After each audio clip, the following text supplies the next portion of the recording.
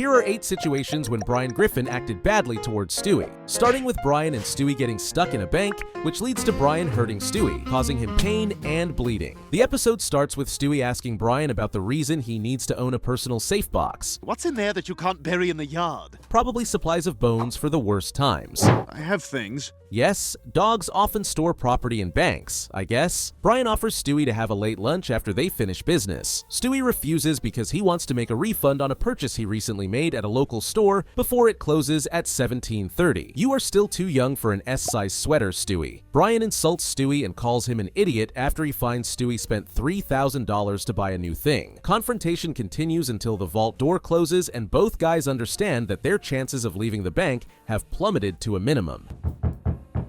Hey! Hello! Hello, somebody! We're trapped in here! Well, it looks like the sweater stays with Stewie. Stewie panics and Brian explains that the automatic door will not open until the following morning. After a while, Brian gets a brilliant idea. Wait a minute. Don't you have your cell phone with you? You're right! Oh no, low battery.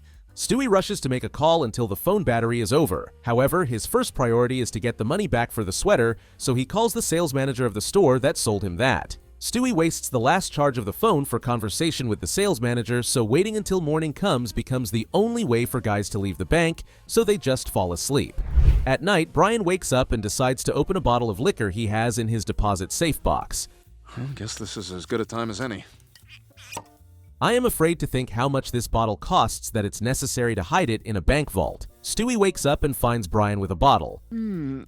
What you doing? Brian offers Stewie to take a sip and they start drinking together. What an inappropriate time to get drunk. Both guys are dancing, laughing, and just having a good time until Stewie decides he wants to do something unusual. You both are literally having a party in the bank. Isn't that enough? I want you to pierce my ear. Brilliant ideas come while drinking. Instead of making his friend to change mind, Brian immediately agrees. Let's do it. Only a best friend can hurt you for fun without any hesitation. Stewie takes a pin from his sweater and hands it to Brian. Brian pushes the needle into Stewie's ear as hard as he can. Damn, it looked like he was out for revenge at that moment. As a result, Stewie's ear is hardly bleeding. He screams, however, Brian doesn't care too much about blood around Stewie's ear.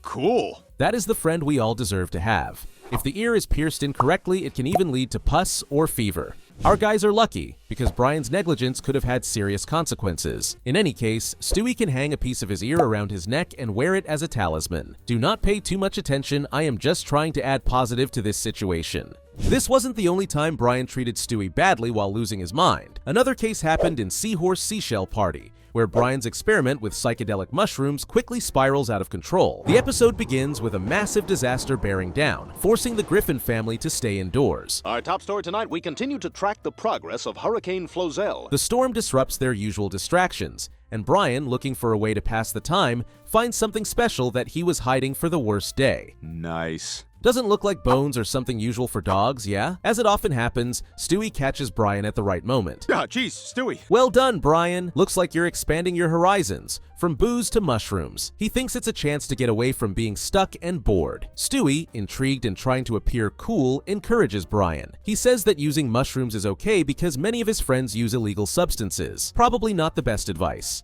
Brian's thinking is simple. He wants to escape reality. As the mushrooms start working, Brian's sense of reality breaks. Bright colors twist and common items seem scary. But then, Brian does something that no one expected. I'm gonna cut my ear off to prevent World War II. Let's salute our hero. What a great sacrifice for all humanity. Stewie sews Brian's ear back into place and does his best to calm Brian, though it's clear Brian is lost in his delusions. Do you like my soothing voice? The scene looks creepy, with twisted faces and scary voices. Brian, in a moment of complete disconnection from reality, yelled at Stewie and ran away.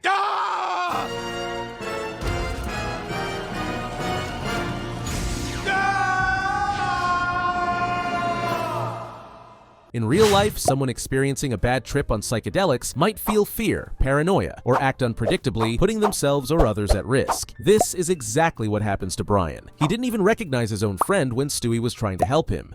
Selfishness is a bad trait, especially when directed at a close friend. Brian demonstrates this perfectly in the episode Roads to Vegas. The episode starts when Brian and Stewie arrive in Las Vegas using the teleportation machine. After winning at the slot machines, their fortunes take a nosedive when Stewie impulsively gambles away their remaining cash on roulette, betting on the wrong number. I lost it all, Brian. What?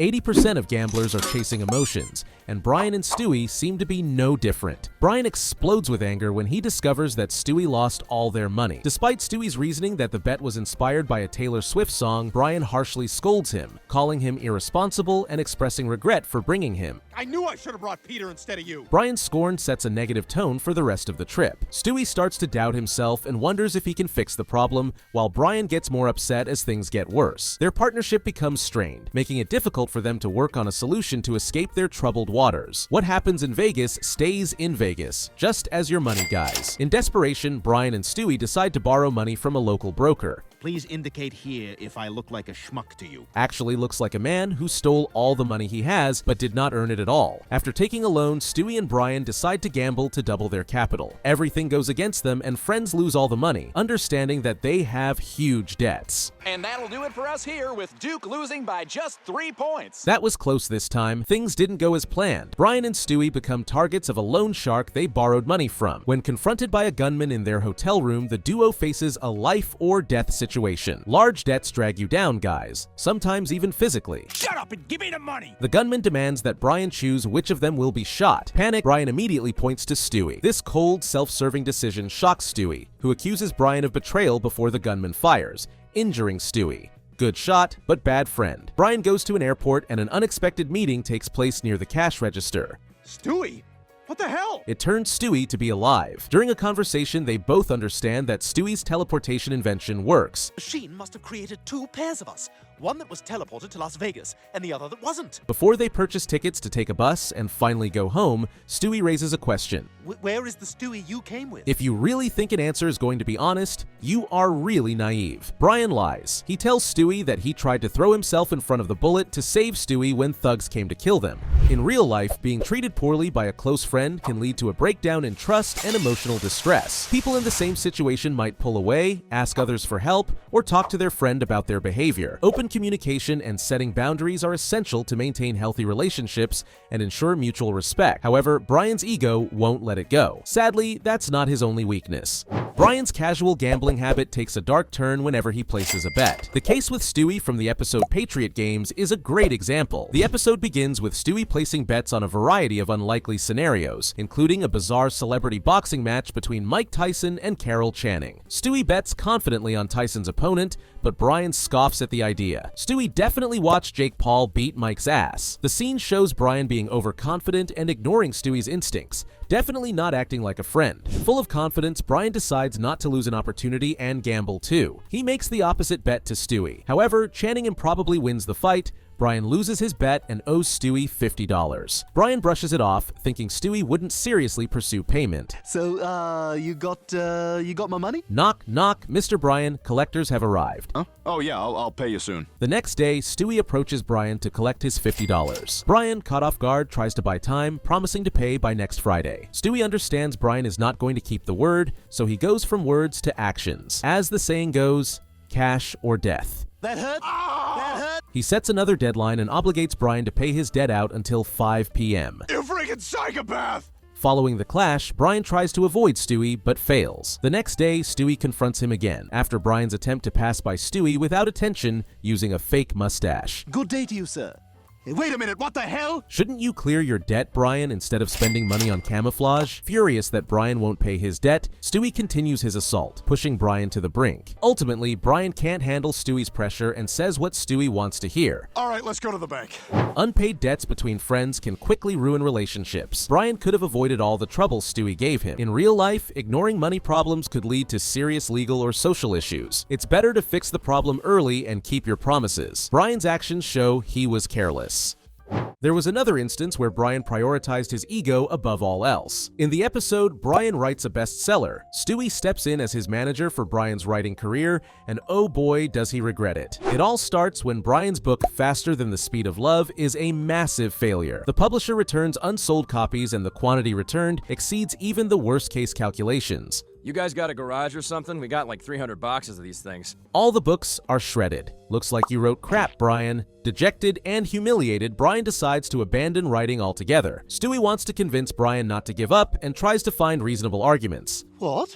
Writing's the only thing that's giving your alcoholism any credibility. Ultimately, Stewie convinces his friend to write a quick, pandering self-help book, claiming it could be an easy win and a chance to prove a point. Stewie asks Brian to let him be present while writing. No, I promise. I'll be as quiet as a guy in a coma. Yes, it probably can't get any quieter. Brian pours his frustration into writing Wish It, Want It, Do It, a generic self-help book completed in just over 3 hours. Well done, Brian. Peter can't even get his pants on at that time. With Stewie as his self-appointed manager, the book surprisingly becomes a bestseller. Stewie works tirelessly, arranging interviews and book signings, leveraging every connection he has to promote Brian's book. Okay, there's a book signing at the Barnes & Noble on Union Square at 5. But as Brian's fame grows, so does his arrogance. Can this pride ever be stopped? He begins treating Stewie like a servant rather than a partner. Stewie's meticulous planning and dedication are met with dismissive remarks and ungrateful behavior. Get over here. At a fancy dinner, Brian gets mad at Stewie for not getting the best table, showing how spoiled he has become. How do you think I feel walking out of the back room of a restaurant and seeing Renee Zellweger eating in the front room of that restaurant? How do you think any famous person feels seeing a dog eating at the same restaurant she does? Brian explains to Stewie why he believes he deserves to be the center of attention, and his words clearly reveal his inflated ego. Look, I have written a best-selling phenomenon. Guys, I'm not toxic, but I feel this success is more about the marketing than the product. Stewie, though hurt, remains professional, masking his emotions as he continues to assist Brian. Upon arrival at home, Brian immediately begins to complain to Lois about their business in Stewie's presence. It was a really horrible flight, and I was sitting next to a Japanese guy who had a cold.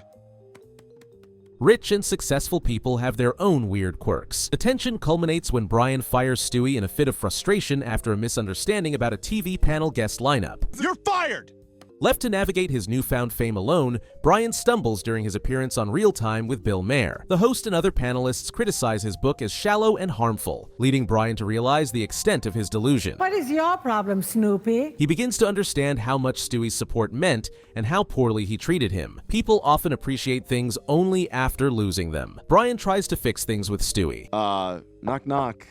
Hey, Stewie. But Stewie, now emotionally drained, gives a cutting remark about Brian's true character before the end of their conversation. You can't write. If you or someone close to you has star fever, call Stewie. In real life, stories like Brian's are common in creative jobs. Success can make people arrogant and hurt relationships with those who help them. For someone like Brian, staying humble and thankful is key to keeping friendships and work connections. Ignoring these lessons can lead to loneliness and losing respect. Writing a book could have taught Brian to treat others better and show gratitude, but it's not that simple.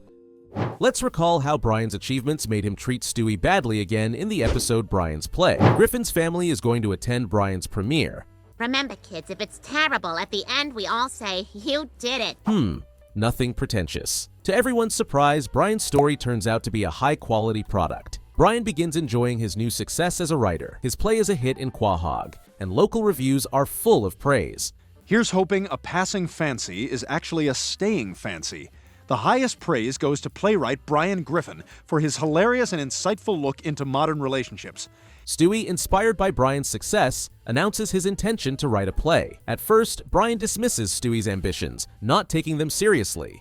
Oh, that's cute, Stewie. Maybe someday. However, Stewie follows through, quickly completing a script. He eagerly asks Brian to read it. Brian, caught up in his busy schedule, reluctantly agrees, expecting nothing of note. The less we expect, the easier to surprise us. So, let's see. Brian reads Stewie's play late one night. As he goes through it, he is struck by the brilliance of the writing. It becomes clear to Brian that Stewie's talent far exceeds his own, and that fact makes Brian literally cry. Oh, come on! Brian grapples with his emotions as he cannot accept being outshined, especially by Stewie, someone he has always seen as a child. Brian feels jealous and decides to hurt Stewie by saying bad things about the play. He tells Stewie it's terrible, convincing him not to submit it to any theater companies. Oh no, really? Oh, I worked so hard on it. Despite Brian's harsh feedback, Stewie eventually discovers the truth. Well, that's interesting, Brian, because I found this buried in the backyard next to your soup bone. He realizes Brian lied about the quality of his play, and he is deeply hurt. If mental abuse had been a crime, Brian would have been sentenced to life in prison. Stewie says Brian is scared and selfish for trying to shut down his ideas. Stewie makes a sharp comment, hoping every laugh at Brian's silly work reminds him how average he is, cutting his ego like a knife.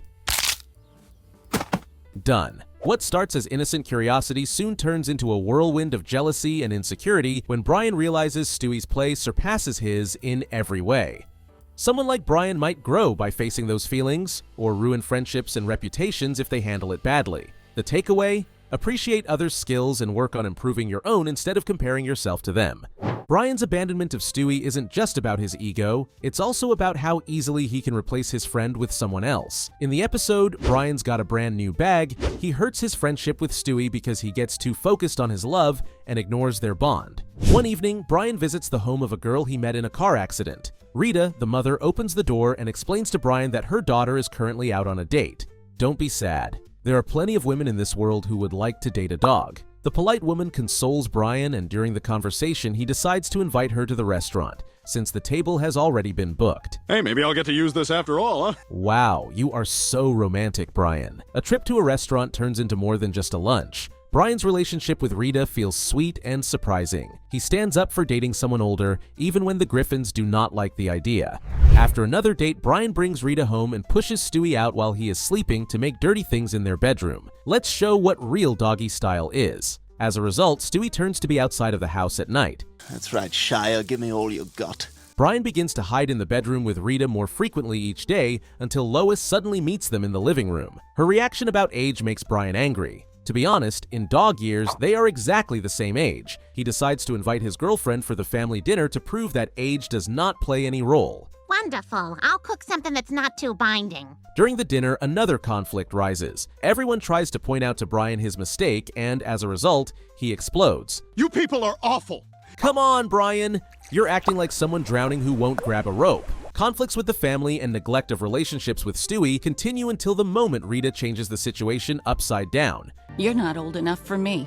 Is it really just about age? Anyway, in the end, Brian says that he does not understand her and goes away. In real life, relationships that overshadow friendships can lead to feelings of neglect and resentment. Balancing romantic and family relationships requires effort and communication. Like Brian, we all must learn that maintaining bonds with loved ones takes work, even when life feels overwhelming.